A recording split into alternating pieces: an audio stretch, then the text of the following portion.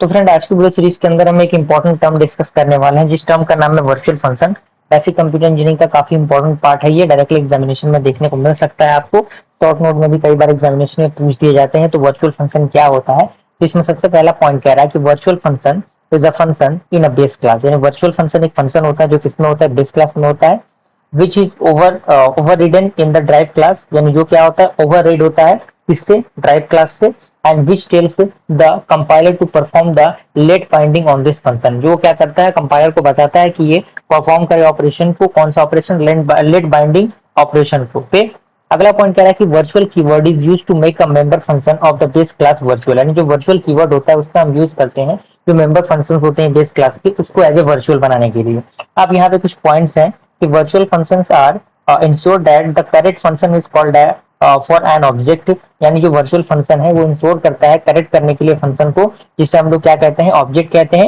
And regardless of the type of reference, जिसे हम लोग पॉइंटर कहते हैं, use for the function call, यानी जिसको हम क्या करते हैं, फंक्शन कॉल की तरफ यूज करते हैं। एंड अगला पॉइंट कह रहा है कि they are mainly use for achieve the run time polymorphism, यानी जो वर्चुअल फंक्शन है, वर्चुअल फंक्शन का यूज बेसिकली जो रन टाइम पॉलीमॉर्फिज्म होता है उसको अचीव करने के लिए किया जाता है। और अगला पॉइंट कह रहा है कि functions are declare with a virtual keyword in the base class, यानी मतलब जो फंक्शंस डिक्लेयर्ड होते हैं वर्चुअल कीवर्ड से वो किसमें होते हैं, बेस क्लास में होते हैं। और the resolving of the function call is done at the run time, यानी जो भी फंक्शन कॉल होते हैं उनको डन करना किस पार्ट का हिस्सा होता है, रन टाइम का हिस्सा होता है। अब यहाँ पे कुछ रूल्स हैं जो कि वर्चुअल फंक्शंस में आते हैं। पहला रूल ये है कि they must be declared in the public section of the class, यानी ये क्या होता है, किसी भी क्लास के पब्लिक सेक्शन में इसको डिक्लेयर किया जाएगा। सेकंड पॉइंट कह रहा है कि virtual functions can not be static and can not be friend function of another class, यानी जो वर्चुअल फंक्शन होगा वो क्या हो सकता है, स्टैटिक नहीं हो सकता और ना ही फ्रेंड फंक्शन हो सकता है किसी भी अनदर क्लास के।